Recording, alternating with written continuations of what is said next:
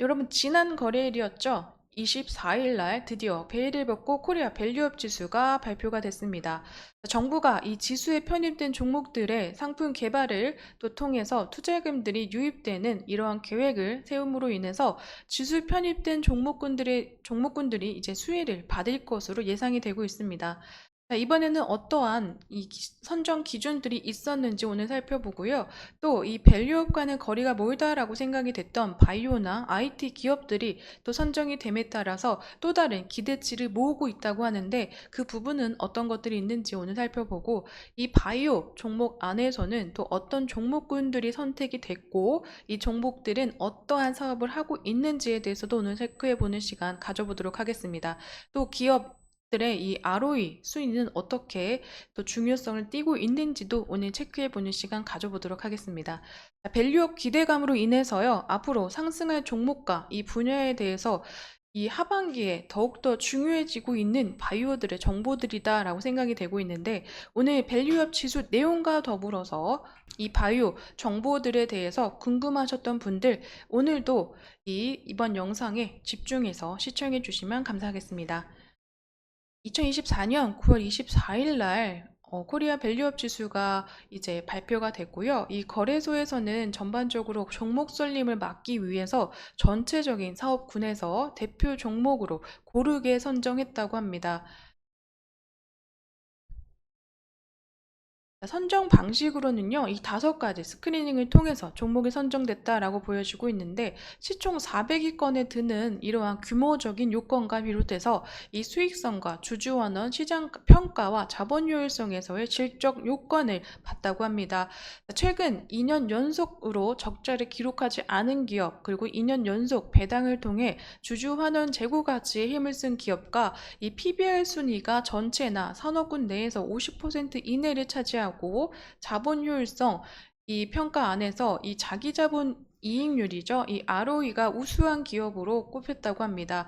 밸류업 선별격인 일본 지수와 많이 비교를 하고 있는데, 이 일본 같은 경우에는 주가 이 순자산 비율 PBR과 재무 지표 등을 통해서 어느 정도 절대적인 이 절대평가 방식으로 종목을 선정했다라고 보여주고 있는데요. 코리아 밸류업 지수 같은 경우에는 다양한 이 평가 지표들을 활용해서 특히 자기자본 이익률에 가장 중요한 기준을 삼으면서 선점했다. 그로 인해서 일본과는 다른 행보를 걷고 있다라고 얘기한 바 있습니다. 일본 같은 경우에는 산업군별 이 특성을 배제하고 주로 PBR과 ROE 기준을 적용해서 종목을 선정해서 이 결과적으로는 일부 섹터, 그 은행 기업과 그 대표적인 이 대표 기업들이 많이 빠지게 되면서 이 수익률이 지수를 따라가지 못하는 흐름을 보여준 바 있었는데요.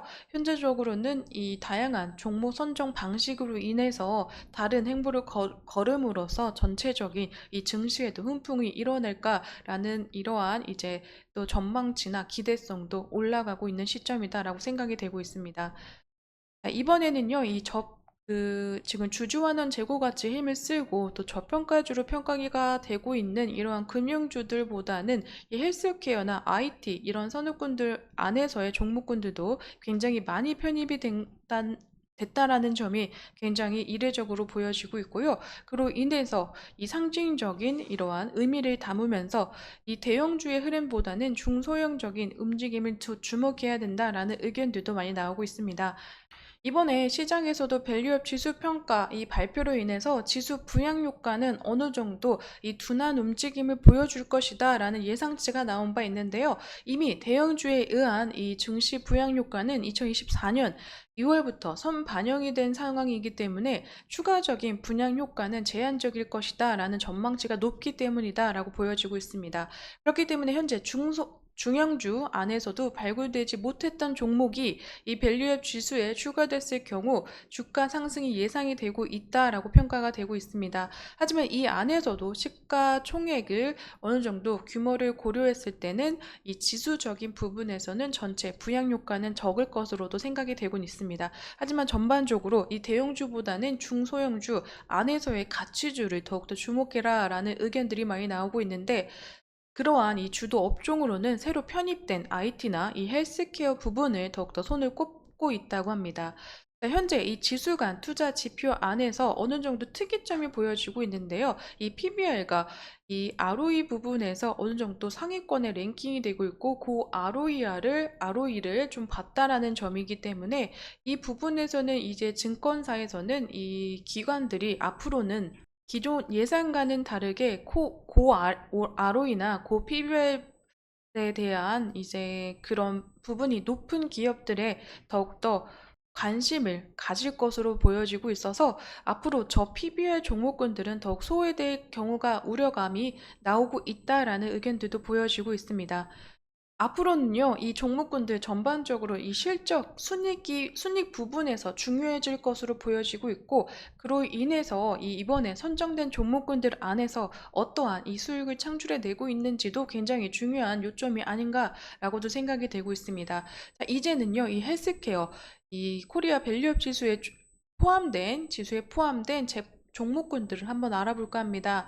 자, 시총 순위로 일단 나와 있는 부분이고요. 셀트리온과 그리고 LNC 바이오까지 총 12개의 종목군들로 이루어져 있습니다. 자, 시총 순위는 이렇게 나와 있지만 전반적으로 이 선정 기준에서 가장 중요시됐던 부분 ROE 순위에서는 좀 다른 성향을 보여주고 있기 때문에 2023년 기준이지만 이 부분 ROE 부분에서도 순위권으로 한번 알아가 보시면 좋을 것 같습니다. 전반적으로 지수에 편입이 됐고 향후 전망치는 다르게 나올 것으로 예상이 되고 있지만 이 전반적으로 12개의 이 종목군들은 어떠한 또 사업을 하고 있고 앞으로 수익성 개선은 어떻게 이루어져 내야 되는지 궁금하실 것 같은데요. 그 부분도 한번 준비해 봤습니다. 전반적으로 이 밸류업과 기대감이 멀었던 이 섹터 그리고 IT나 헬스케어에 주목해야 된다라는 이러한 움직임과 이 밸류업 지수의 편입됨으로 인해서 얻을 수 있는 이러한 기업들의 긍정적인 효과는 주가 상승과 더불어서 이 유동성 증가에 따른 자금 조달이 용이해질 것으로 보여지고 또 기업 이미지 또한 제고될 가능성이 높아지고 있기 때문에 이러한 부분에서 어느 정도 이 새로 편입된 종목군들이 더욱더 신경 쓰게 바라봐야 된다, 주목해야 된다라는 점들이 나오고 있습니다. 자, 이 종목군들 어떠한 사업들을 하고 있는지 살펴보자면 자, 전반적으로 이 분야 섹터별로 나눠봤을 때는요, 보톡스, 이 파마 리서치와 메디톡스가 있습니다. 자, 파마 리서치 같은 경우에는 현재 미국에서 이 킴 카다시안, 이 SNS 셀럽이 전반적으로 미국에서 굉장히 유명한 SNS 스타죠. 이 셀럽이 맞음으로 인해서 더욱더 주목을 받고 있는 제품으로 기업의 가치가 올라가고 있고요. 또 CVC, 이 유럽에서 엄청난 사모펀드로 인해서 2천억 원의 투자금 유치된 상황까지도 계속 보여주고 있어서 외형 성장이 기대가 되는 기업으로도 꼽히고 있습니다. 자, 메디톡스 같은 경우에는요, 이 메디톡신이라는 제품을 가지고 있고 국내 톡신의 원조격으로 불리우는 기업이기도 합니다. 자, 메디톡신에 대해서는요, 최근 식약처와의 이 허가 취소 이러한 부분에서 승소함으로 인해서 메디톡스가 다시 한번 주가에 날개를 달고 있는 모습도 보여준 바 있고 클래시스 같은 경우에는 현재 태국에 있는 현지 법인을 통해서 태국에서도 굉장한 인기가 있는 그런 기업이지만 이 피부 미용기기의 의료기기를 담당하고 있고 또 다른 이루다라는 이 기업과의 합병을 통해서 시너지적인 효과가 앞으로 더욱더 기대가 되는 기업이다라고 생각을 해주시면 좋을 것 같습니다. 자, 케어젠 같은 경우에는 수출용 필러 그리고 메조테라피가 주된 매출처로 보여지고 있고 이 케어젠의 제품이죠. 프로지스테롤 같은 경우에는 현재 적응증을 확장시키는 단계에 있는데 이 비만 부분에서도 적응증이 어느 정도 효능을 보임에 따라서 최근 이슈가 되고 있는 이 비만약 부분에서도 주목을 받고 있는 기업이다라고 보시면 좋을 것 같습니다. 자, LNC 바이오 같은 경우에는요, 메가쉴드, 이 의료기기, 이 메가가티, 관절염 치료제인 메가가티로 인해서 중국 시장에 진출했다라는 요즘 최근 이슈가 있고요. 이 중국에서의 매출 비중도 올라가고 있는 그리고 그럼으로 인해서 더욱더 하반기 매출이 기대가 되고 있는 기업이다라고 봐주시면 좋을 것 같습니다. 그리고 요거는 이제 덴티움이라는 기업입니다. 덴티움은요, 이 국내 임플란트 2위를 기록하고 있는 기업이고 최근에는 이 구경 주변에 이제 입 주변에 볼륨을 개선하는 필러나 이 보톡스죠. 톡신 세미나를 열면서 새로운 이 구강과 피부 전반적인 얼굴에 대한 이 치료 방법과 시술법을 전달함에 따라서 다양한 방법에서의 치료 방법과 그리고 임플란트나 이 치과 의료기기 쪽에서의 움직임을 계속 나타내고 있는 기업이다라고 봐주시면 좋을 것 같습니다. 자, 종합제약사로는 셀트리온과 한미약품, 동국제약, 종근당, JW 중해제약 많이들 아시는 기업이다라고 생각이 되고 있는데요. 이 셀트리온과 그리고 한미약품, 동국제약, 동근당, JW 중해제약 같은 경우에는 다양하게 의약품들을 어, 취급하고 있고, 더군다나 이 셀트리온은 새로운 이 바이오시밀러와 또 신약으로의 이 승인을 받은 이 진펜트라 등도 유명해지고 있는 시점이고요. 한미약품 같은 경우에도 이 바이오 신약과 그리고 합성 신약, 계량 복합 신약 등의 신약 개발도 현재 진행 중인 상황. 이 동국제약 같은 경우에는 모두 다 아시는 이 마데카솔, 이 상처 치료제나 오라메디 등의 제품군을 꾸준하게 사랑을 받고 있는 기업이죠. 또 종근당 같은 경우에는 당뇨병 치료제, 또 골다공증 치료제 등으로 인해서 다양한 의약품을 제조하고 판매하고 있는 기업입니다. JW 이 중해제약 같은 경우에는 이 고지혈증 치료제나 그리고 혈우병 치료제 그리고 류마티스 관절염 치료제 등 강력하고 굉장히 오래된 오리지널의 파이프라인을 가지고 있는 기업으로도 유명하다라고 보시면 좋을 것 같고, 시젠 같은 경우에는요, 유전자, 이 DNA나 RNA로 등을 통해서 이 질병의 원인을 감별하는 이 분자 진단 시약 개발을 제조하고 공급하는 업체다. 라고 보시면 좋을 것 같습니다. 자, 계속해서 이러한 주목들 받을 만한 기업들, 그리고 어느 정도 재무나 ROE나 PBR 정도에서 계속 고상위권을 차지했던 기업들이기 때문에 앞으로 시총 외에도 또 다른 이 수익성에서 그리고 이 기업 재고가 올라가고 있는 시점으로도 생각이 되고 있기 때문에 이 부분에서 계속해서 지켜볼 만한 기업이다라고 생각이 되고 있습니다. 코리아 밸류업 지수에 새로 편입된 바이오 섹터 그 안에서 있는 이 종목군들과 주된 사업 그리고 ROE 순위와 시총 순위를 한번 살펴봤습니다.